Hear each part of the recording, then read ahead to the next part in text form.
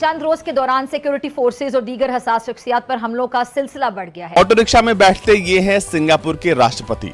Singapore के राष्ट्रपति थरमन शनमुगरत्नम और वो राजस्थान की गलियों में पैदल घूम रहे हैं। ब्रिगेड साहब, गैर मुल्कियों पर हमला, पाकिस्तानी फोर्सेस पर हमला, पाकिस्तानी शहरियों पर हमला, पिछले कुछ दिन में हम देख रहे हैं, कुछ हफ्ते में कि ये वाकयात बढ़ रहे हैं दहशतगर्दी के।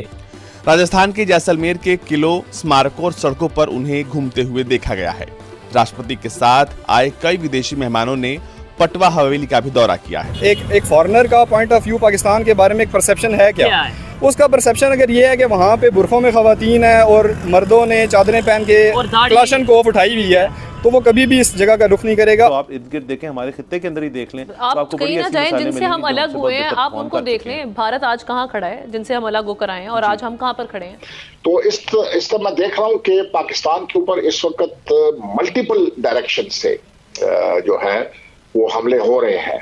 वो कुछ अफगानिस्तान से हो रहे हैं, कुछ दूसरे जो हमसाया ममालिक हैं। हमें देखें, वो बिल्कुल लेवरेज नहीं देते, यानी स्टेट डिपार्टमेंट की सैंक्शन फौरन लग जाती हैं। अभी ईरान से तेल ले रहा है हिंदुस्तान, तो उसको कुछ नहीं कहते। हम ईरान से पाइपलाइन का वादा किया हुआ हम बनाने की कोशिश करते हैं, तो कहते नहीं जी फौरन हमारी जो हम सैंक्शन वहाँ पे लग जाएंगी। मोदी साहब की वैसे ही सबके साथ बनती है, तो वो हर दिल अजीज है। रोज रोज मरना ये तो कोई हल नहीं है मामले का। उसकी वजह ये है कि हम मुसलमान हैं। तो क्या यूएई मुसलमान नहीं है? सऊदीया मुसलमान नहीं है? तुर्की, ईरान, इराक, इन सब की इंडिया के साथ बनती है।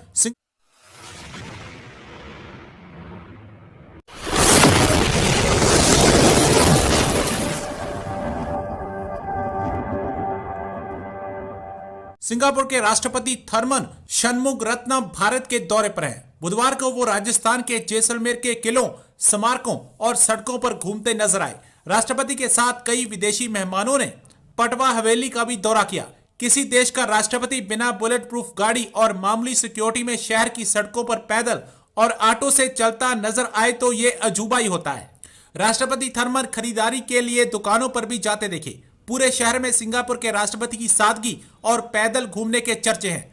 इससे पहले राष्ट्रपति थरमन ने सपरिवार 870 साल पुराने प्राचीन जैसलमेर शहर की सड़कों पर पैदल घूमकर पूरे शहर को निहारा और आम आवाम से बातचीत की। यहाँ उन्होंने पारंपरिक हस्तकला से बनी वस्तुओं की खरीदारी भी की।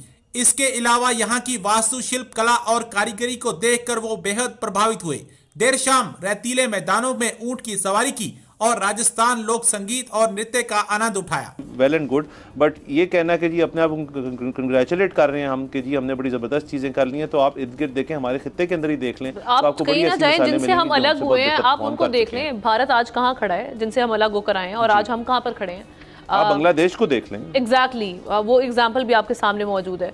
देखिए, अब इसको बात यह है कि इतने ज़्यादा उनके इंटरेस्ट हैं, इकोनॉमिक और फाइनेंशियल इंटरेस्ट हैं अमेरिका के, और उसके बाद पॉलिटिकल इंटरेस्ट उनके हैं, क्योंकि चाइना को कंटेन करने के लिए उन्होंने इसको यूज़ करना है हिंदुस्तान को, इसलिए उनको बहुत ज़्यादा है कि हिंदुस्तान के बातों पे खामोशी की जाती है। हमें देखें, वो बिल्कुल लेवरेज नहीं देते, यानी स्टेट डिपार्टमेंट की सैंक्शन फ़ौरन लग जाती हैं। अभी ईरान से तेल ले रहा है हिंदुस्तान, तो उसको कुछ नहीं कहते। हम ईरान से पाइपलाइन का वादा किया हुआ हम बनाने की कोशिश करते हैं, तो कहते नहीं जी फ़ौरन हमारी जो हम सैंक्शन वहाँ पे लग जाएंगी। इसी तरह चाइना को तो ज़रूरत नहीं है, वो भी हिंदुस्तान से ईरान से तेल ख़रीदता है बावजूद स्टेट डिपार्टमेंट की सैंक्शन के, लेकिन उन्हें कोई फ़र्क नहीं पड़ता। मसला हमारा है, हमारी इक़्तिसादी सूरत इतनी ख़राब है, इतनी वल्नरेबिलिटी है हमारी कि हम बोल नहीं सकते। हमारे देखे ना, ईरान भी मादत के साथ वही दुश्मनों वाला रवैया, अफगानिस्तान का भी, हिंदुस्तान का तो है ही। चंद रोज के दौरान सिक्योरिटी फोर्सेज और दीगर हसास शख्सियात पर हमलों का सिलसिला बढ़ गया है। बज़ाहिर लगता यूं है कि सी पैक एक बार फिर से निशाने पर है। पहले तुर्बत में नेवल बेस पर नाकाम हमला हुआ, और उसके बाद बशाम के मुकाम पर चीनी इंजीनियर्स पर हमला हुआ, और यकीनन ये हमला सी पैक को सबूताज करने की कोशिश है। पाक चीन इक़्तिसादी राहदारी के तहत चीन पाकिस्तान में 62 अरब डॉलर्स की सरमायाकारी कर रहा है, जिसके तहत सड़कें, ज़राअत, बिजली और पानी के मंसूबों पर काम होगा, और यही वजह है कि दिलों को बाकायदा चीरती है। अफगानिस्तान का मामला तो आपको पता चल ही रहा था, लेकिन अचानक अब सी पैक के खिलाफ भी दुश्मन कुव्वतें मुतहरिक नजर आ रही हैं।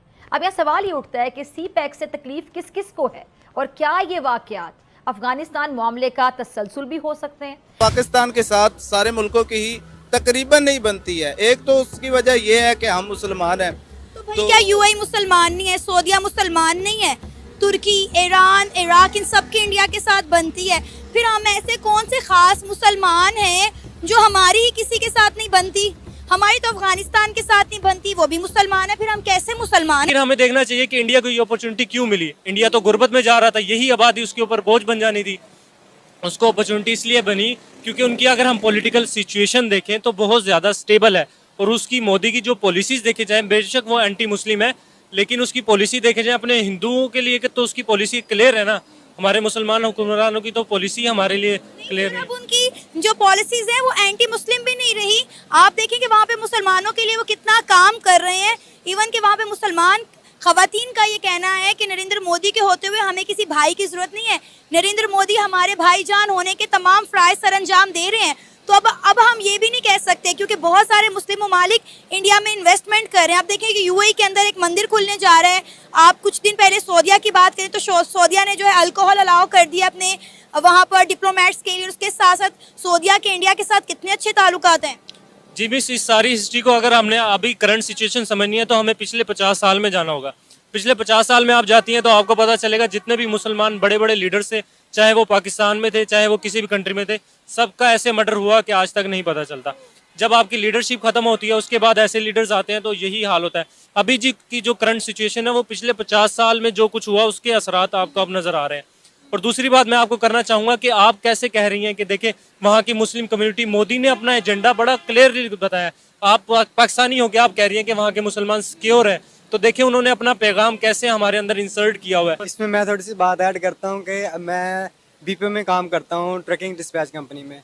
तो वहाँ की जो यूएसए की सबसे बड़ी कंपनी है trucking TQL, total quality logistic. अब उसका जो मेन हेडक्वार्टर है वो इंडिया में है। वो किस वजह से है? क्योंकि जो उसका नरेंद्र मोदी है वो अपने बिजनेसमैन को बहुत ज़्यादा सपोर्ट करता है। उनको जिसमें कोई शक नहीं है, वो अपने मुल्क के अंदर इन्वेस्टमेंट करने वालों को फेवरेबल पॉलिसीज देते हैं, अच्छे उनको जो है वो रिटर्न्स मिलते हैं, इसीलिए वहाँ पर इन्वेस्टर जो है वो जाके इन्वेस्ट करता है। जी, उनको एक तो नरेंद्र मोदी खुद अपने साथ लेके चलता है, अपने उनको लिवरेजेस देते हैं, उनके टैक्स माफ़ करते हैं, उनको साथ लेके चलते हैं। इसी वजह से सारे इन्वेस्टमेंट उधर आती हैं। अब ये देख लो कि उनका माइक्रोसॉफ्ट का जो वो CEO है वो इंडियन है, तो पाकिस्तान के पास क्या अपॉर्चुनिटी है? कुछ भी नहीं है। अच्छा, अगर हम अभी थोड़ा सा कंपैरिजन करें इंडिया और पाकिस्तान के एजुकेशन के मेयार पर, तो क्या मेजर फ़र्क देखते हैं? क्या पाकिस्तान के एजुकेशन के निज़ाम से सेटिस्फाइड हैं? मैम, हम एजुकेशन का जो सिस्टम है उससे सेटिस्फाई नहीं है, लेकिन जो मेयार है ना, क्वालिटी है, वो वाकई बहुत अच्छी है। बहुत से साउथ अफ्रीकन कंट्रीज़ हैं जो कि यहाँ पे पढ़ने आते हैं, हमारे क्लास फेलोज़ हैं जो दूसरी कंट्री से आए हुए हैं। एक और चीज़ मैं ऐड करना चाहूँगा, अगर पाकिस्तान अपनी तरक्की चाहता है तो इंडिया से ताल्लुकात ठीक करे, अपने बॉर्डर ओपन करे। वहाँ का जब स्टूडेंट यहाँ पे लाहौर में स्टडी करने आएगा तो आप देखेंगे कि बहुत ज़्यादा तरक्की होगी। तो पहला हल ये है, आप कश्मीर को हल करें, अपने मसले हल करें, अपने पड़ोसियों के साथ अच्छा ताल्लुकात कायम करें, और फिर आप देखें आप कैसे तरक्की। देखें 21वीं सदी में आप रह रहे हैं और इस 21वीं सदी में सरवाइव करने के लिए पड़ोसियों के साथ ताल्लुकात बेहतर। Thank you for watching. आज के लिए इतना ही, मिलते हैं फिर नए वीडियो में। Please subscribe, like and share and press the bell icon. Video अच्छा लगा हो तो उसको शेयर भी करें। थैंक यू आपका।